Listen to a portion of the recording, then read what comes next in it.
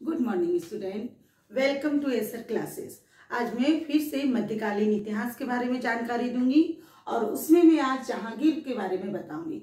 जहांगीर के बारे में जानने से पहले मैं उस अकबर के बारे में जो मैंने पिछले क्लास में बताया उसका थोड़ा सा मैं रिमाइंड करा दूं।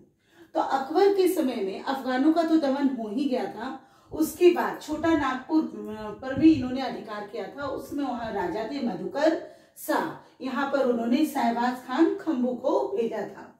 चेरो वंश में जो थे वो भगवत राय थे वहां के राजा, और यहाँ पे मानसिंह को भेजा था। इसे भी पराजित करके यहाँ से 54 हाथी को मुगल के राजा के पास भेजा।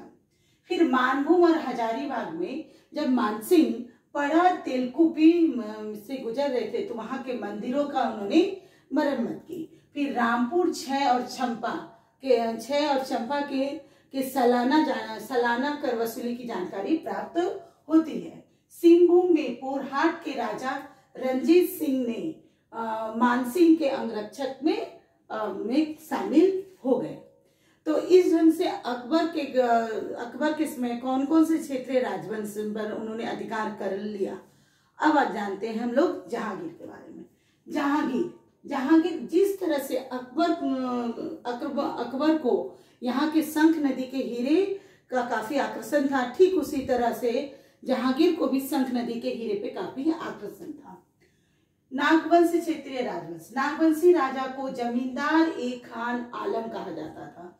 जमींदार ए खान आलम का मतलब है हीरे खान का मालिक।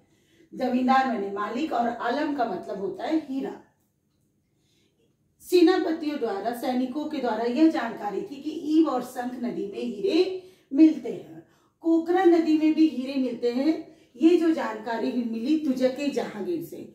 तुजक-ए जहांगीर में कोकरा नदी के बारे में वर्णन इसलिए कहा गया कि पहले जो ये अकबर के समय जो छोटा नागपुर में की राजधानी खोखरा थी वो प्रोनाउंसिएशन होते होते कोकरा में बोला गया, और इसीलिए तुजक-ए जहांगीर में कोकरा नदी का वर्णन किया गया। ये कोकरा नदी शंख नदी ही है, और कैसे हीरे निकाला जाता है ये भी जानकारी जाके तुजक-ए जहांगीर में दी गई है।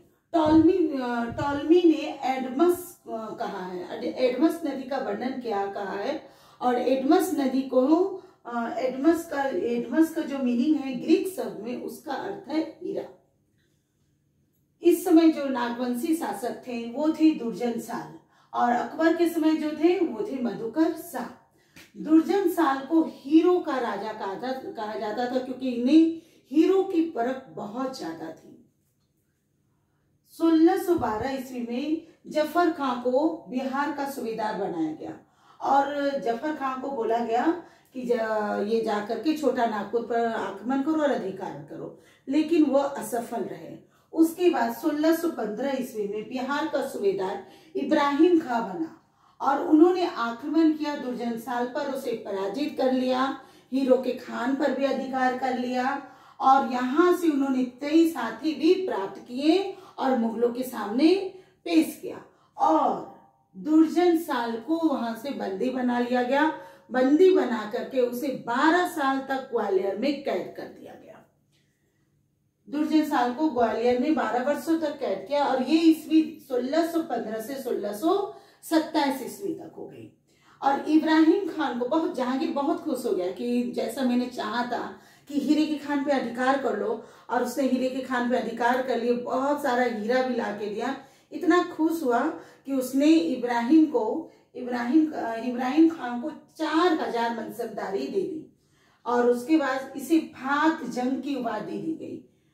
फिर 1627 ईस्वी में दुर्जन साल को फिर एक बार की घटना यह हुई कि 1627 ईस्वी में जहांगीर के पास जो शंख नदी से हीरे निकले थे वो उस हीरे में से कुछ बैगनी रंग के पत्थर थे जो कि परख करना था आखिर ये हीरे है कि नहीं।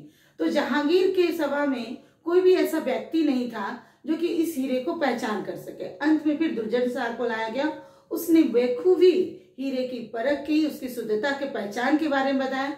इससे जहांगीर खुश हो गया और उसको रिहा कर दिया, और रिहा करने के साथ साथ उसे शाह की भी पदवी दी गई।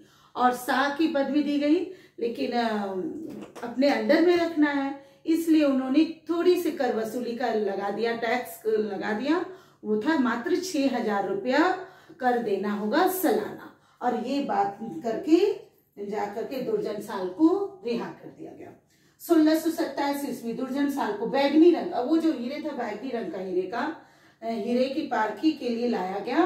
परख के बाद शाह उपाधि दी गई। राज वापस भेज देते हैं और 6,000 रुपया सालाना स्वीकार करना पड़ता उसको। चेरो क्षेत्रीय राजवंश, अब हम लोग चेरो क्षेत्रीय राजवंश के बारे में जानेंगे।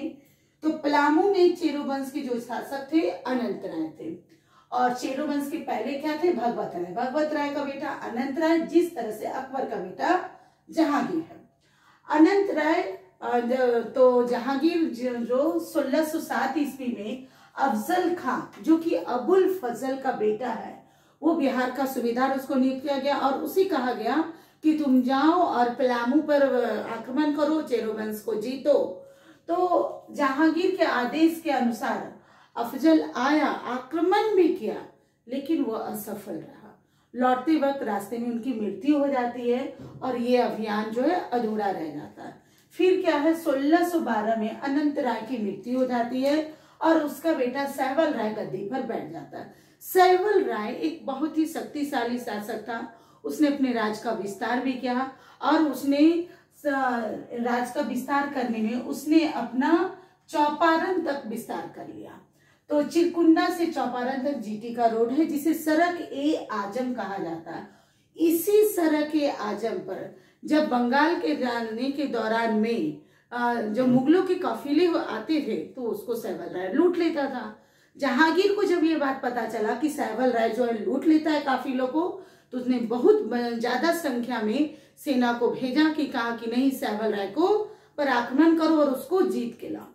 तब जाके 1612 में तो वो गद्दी पे बैठा ही, और 1613 ईस्वी में जहांगीर की सैनिकों ने आक्रमण किया, उसे बंदी बना दिया। तो उसके बारे में पहले से ही जानकारी था कि ये बहुत शक्तिशाली थे। उसे एक ऑफर दिया गया कि यदि तुम बाघ के साथ युद्ध में जीत जाओगे, मतलब बाघ के साथ निहत्थे बाघ के सामने से छोड़ दिया गया, यदि तुम जीत जाते हो तो हम तुमको फिर से पलामू दे देंगे वापस। लेकिन सैवल राय मारा गया, उनकी मृत्यु हो गई। दिल्ली में जहांगीर ने उसे बाघ से लड़ाया और उनकी मृत्यु हो गई। फिर आते मानभूम। मानभूम तथा पंचेत बिष्णुपुर में है, और ये मानभूम में तो इसका मुगलों का अधिकार था ही, मानभूम पर मुगलों का नियंत्रण स्थापित था ही। और पंचेत में क्या हुआ कि जो बिहार के सूबेदार अफजल खां और बंगाल के सूबेदार दोनों ने मिलकर शेख कमाल के नेतृत्व में एक सेना भेजी। हाँ, कहाँ भेजी? पंचेत में। और जो जमींदार बोली चाहे राजा बोलिए, बीर हामी पर आक्रमण कर दिया।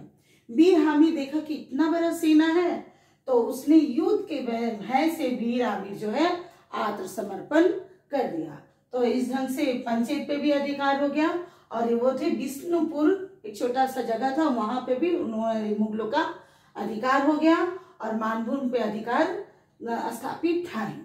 तो जिस तरह से पहले भी मानभूम और हजारीबाग, परार, तेलकुप्पी और मंदिर का मरम्मत किया था, रामपुर 6 और चंपा पे सालाना आ रहा था अकबर में, तो ये भी कंटिन्यू चलता रहा। यहाँ पर भी मानभूम पे अधिकार बना रहा और पंचेत यानी बिष्णुपुर पर भी जो कि कब्जा हो गया। अब है लास्ट सिंहभूम। तो सिंहभूम के पोरहाट में कोई परवाह नहीं हुआ, क्योंकि जब सिंहभूम में अकबर के समय में जब पोरहाट के जो राजा थे रंजीत सिंह, वो अंगरक्षक थे और यहाँ भी ये बना रहा। तो जय पूछा जाता है कि जहांगीर ने क्या सिंहभूम पर भी आक्रमण किया था? तो नहीं किया था। क्यों? क्योंकि वो आत्मसमर्पण में ही बने रहे और जो एक आदेश था उसी के अनुसार कार्य हो रहा था। अब देखते हैं इन सभी से कौन कौन से महत्वपूर्ण प्रश्न बनते हैं। तो जहांगीर के बारे में लेंगे तो सबसे पहले जमींदार खान आलम किसे बोला जाता है? तो हीरे के खान का मालिक कहा जाता है। कोकरा नदी क्या है? तो ये एक शंख नदी है और इसका वर्णन कहाँ हुआ है? तो ये है तुजक ए जहांगीर। फिर उसके बाद देखिए मैंने डेट इसलिए डाल दिया कि सबसे पहले जहांगीर के समय में कौन सूबेदार था? वो था जफर खां। 1615 ईस्वी में कौन बना? इब्राहिम बना। ये माइंड एकदम याद रखने का बात है, क्योंकि इब्राहिम खां के ने ही दुर्जन साल को पराजित किया था। तो दुर्जन साल को किसने कैद किया था? तो जहांगीर ने। कहाँ कैद किया?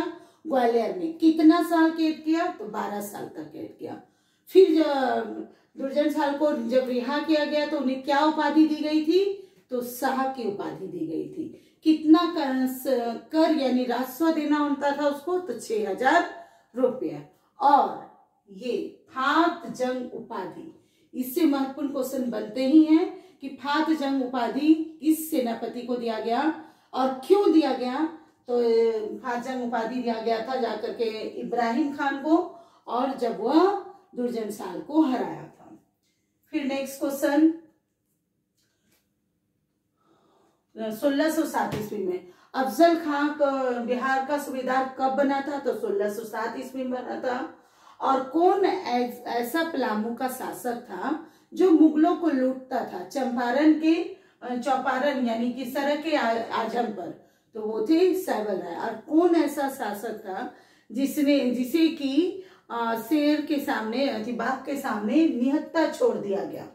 तो वो भी थे सैवल राय। नेक्स्ट है फिर उसके बाद मानभूम पंचायत। तो पंचायत के जो राजा कौन थे? तो वो थे जमींदार वीर हामिद, और इन्होंने आत्मसमर्पण कर दिया था।